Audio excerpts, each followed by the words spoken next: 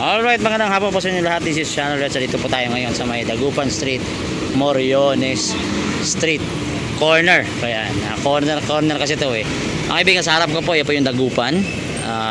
Andyan din po ang mall, Tutuban Mall. At ito pong side na to is going to Moriones. So ngayong hapon mga kaibigan, dadaan natin itong lugar na to. Titingnan natin, may napansin lang ako na medyo marami-raming mga basura dito po sa side na to. So siguro pag Sunday, ganito siguro Monday to Friday lang yung linis dito.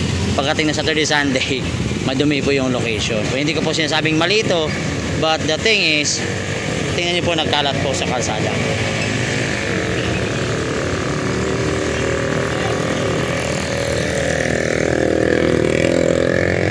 So dapat hindi kasi ito nilalabas, hindi ito dapat nilalabas habang wala pa po yung naghahakot ng basura.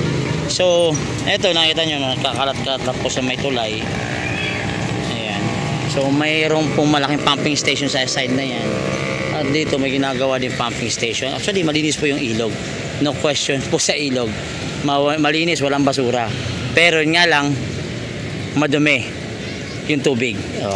Malinis kasi tingnan, walang basura, pero madumi yung tubig. Ayan, ayan, may bumubulwak po dyan galing po sa mga kanal. Ayan, pansin nyo po yung tubig rito. Medyo wala siyang amoy, pero yun nga lang, ito is so sad. Nakita nyo mga kaibigan, itong area na to tinatapunan ng basura. Dapat kasi hindi mo na nilalabas tong basura habang wala pang naghahakot ng basurero. So meron ako nakita dito, standby na tricycle. Ayan, may mga damit na nakasampay rito. So possible may nakatira sa ilalim ng tulay na to. So, tingnan natin.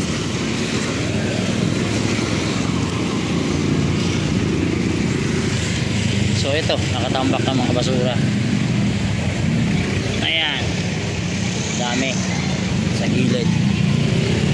So may malinis dito ang ganda rito kata paano maganda rito. Fairness parang may nakatagong ano dito may nakatagong kagandahan. So ayan, hapon ang ganda fairness parang nasa ibang lugar ka lang, parang dito hindi sa Manila to may park. So good job to dito. Parang nasa parke ka lang. Diba? Good job sa barangay na to may part na maayos dito. I'm not sure kung sako pa to ng kabila, pero napapansin ko mayroong mga damit rito sa gilid. Ayan, siguro mga may nakatira ho rito. Ayan, doon sa ilalim, hindi ko rin sure kung may nakatira doon sa ilalim. Tingnan ko mga kaibigan. Ay, speaking of nakatira, meron. Ayun. So meron pala nakatira to sa ilalim. Hindi ko lang kasi makita, mahirap kasing pumasok. Hindi ko lang kasi daanan dito siguro dumadaan to, aside na to. So yun lang. At napapansin ko talaga dito sa kabilang side malinis. Itong side na to medyo madumi. Ito overload galing Hi. Galing siguro ng ano to, ng living, kasi kanina may nakasalubong ako dito. Saka ito mga kaibigan nakakatakot to rito kasi especially po pag boss may ano rito mga kaibigan, konting ano lang ng kuryente dito, katulad ho niyang ganyan, konting spark lang ho dyan sa mga kuryenteng yan. Delikado po itong lugar na to. Pero titignan natin mga kaibigan kung may nagja-jumper. So by the way mga kaibigan, sa ating pagbablog, ito pong kabilang side, ito po yung Barangay 8 na alala nyo po dito na may nangyari pong clearing operations dito. Yung City of Manila na illegal, walang permit, at which is inamin naman talaga nila na walang permit yung kanilang pagpapatayo ng mga infrastructure dyan sa may kabila. Pero abang natin kasi binigyan ni Yorme ng 7 days na pagkakataon na ayusin po yung kanilang problema doon. So abangan natin yan by 7 days. So mga kaibigan, dito po tayo sa may side na to. Ayan, ito po yung main line ng kuryente. Ito po yung mga linya rito. So I don't know kung anong may sa linya na yan, parang may napapansin lang ako. Yun, actually siguro jumper to. Oo nga no, ang lilit ng kable oh. So, yung linya na yan hanggang dito. So saan kayo umabot ang linya na yan? Ito, tingin ko jumper. Ang nipis kasi, ang nipis eh. So, baka sa loob galing. So delikado kung ano pero yun lang mga kaibigan. Again, dito po papuntang Moriones Street. Sa nakikita nyo, ito po yung sitwasyon dito. Pag Sunday, madumi. Baka dahil siguro wala naghahakot. Dapat kasi di dapat nilalabas to hanggat walang naghahakot. Kasi matatambak na to sa kalsada.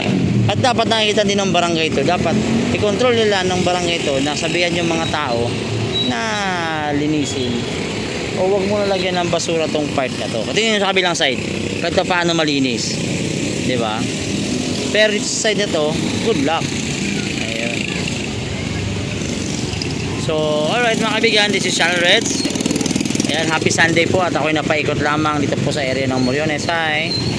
So, napadaan na tayo ng Moriones at tinitingnan na natin yung mga sitwasyon rito. So, nga lang, I hope malinis to ng ating mga department, especially po sa engineering, DPS, kasi talagang pangit tingnan eh.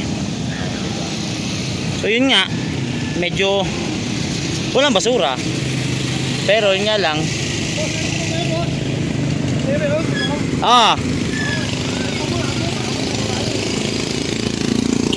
ay mga kaibigan, sabi niya baka mawala daw motor. Ayan, so mga kaibigan, nakita nyo, ayun lang, medyo madumi yung tubig, sobrang dumi talaga. Pero yun nga lang, good news, walang basura.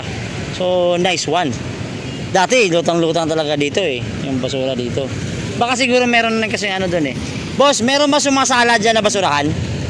May sumasala ba dyan sa dulo? Ba't wala ng basura, no? Wala ng basura. Okay mga kaibigan, so napansin nyo mga kaibigan, yun yung pumping, no? Gumagana yan.